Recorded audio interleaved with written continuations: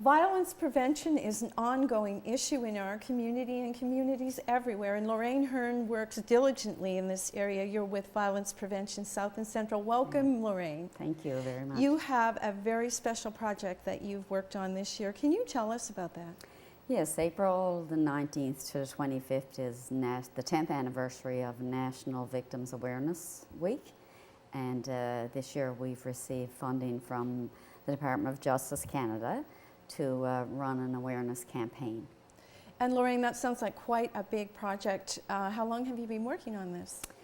We started working on it in January, and we'll clue it up by the end of April. Wonderful. And what's the purpose behind this particular project, your overall goal? The idea was to actually outreach to the community and talk to people about what violence is. And where can you get help? If you were at home sitting down watching TV, how could we get the message to people? So we partnered with a group of people to have a 5-panel discussion, 2-part series, and part 1 would be talking about violence, what it is, what are the types, what are the effects, how would you recognize it, because not all violence looks alike and not all people recognize it. So part 2 would then be about the resources, is where, if you were sitting at home and going through violence, where could I reach out in the community and get help? Lorraine, when you say that not all violence is recognizable, that gets me thinking, because I'm thinking, well, if it's violence, how could it not be recognizable? Could you just explain a little more about that? Well, violence comes in all forms. You know, many times we'll talk about bullying and people will not think that's violence, but bullying is violence at its finest.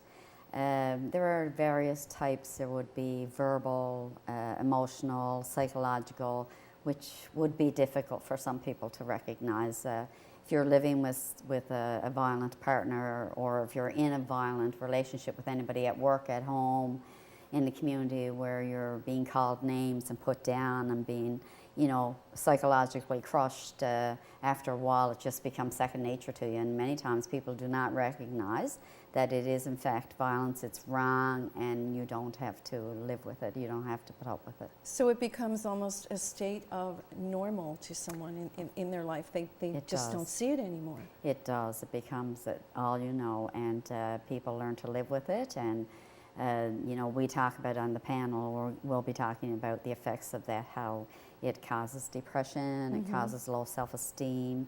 Many times young people, I'm sure you've heard in the media, young people have attempted or committed suicide because they were victims of violence. I know that it seems as though that there's an increase in that. We're seeing more and more evidence of youthful suicide.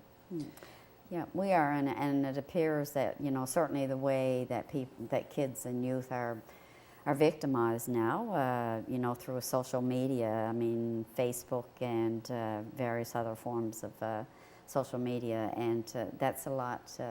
It's a lot more, you know.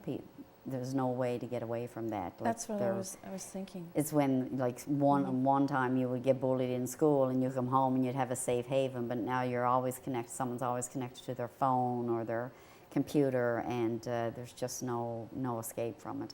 And it leads to depression in a lot of young people. I imagine that, you know, its impact just on society, the cost of dealing with this, and again, the sadness of it. Where do people go? So programs like you're telling me about, it's kind of a way to get the message out without pointing anyone out. People can find the program, they can watch it. Absolutely, and Violence Prevention South and Central, we've been around for a long time. And our mandate is education and awareness, to raise awareness on violence and to let people know that there is help out there, you know, to offer services like how to navigate through the system when you find yourself so engulfed in violence that you don't know which way to turn. Because people just don't present with being a victim of violence. They have other problems, as we talked about, low self-esteem, and you know, women with children have housing problems, they have financial problems, and sometimes don't know where to turn. And the justice system is very hard to navigate. And our organization is there to help with that. Well, that's a wonderful thing. And you have some partners in this project as well. We have. Yes, who would they be now? We partnered with, of course, Department of Justice provided the funding, Department of Justice Canada, Victim Services, our local victim services here, CBC partnered and one of their guys, Dave Newell, facilitated. Rogers Cable, of course, Rogers TV were a major partner in filming this for us. Status of Women Central, Violence Prevention Initiative provincially, and Brian Blackmore, retired lawyer.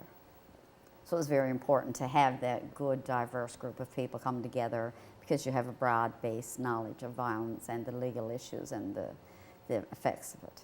Well, it certainly sounds like a wonderful program, and I want to thank you for coming in to tell us about that, and we hope that through sharing this today that people will remember to tune in, and also they'll know where you are and can seek help at any time. Thank you for having me, Catherine. And while the interviews are going to be going on, there will be resource phone numbers for people to call if they need help, and it is our hope that by watching this program that people will reach out for help if they need it. Well, that's wonderful, and they'll know where to go.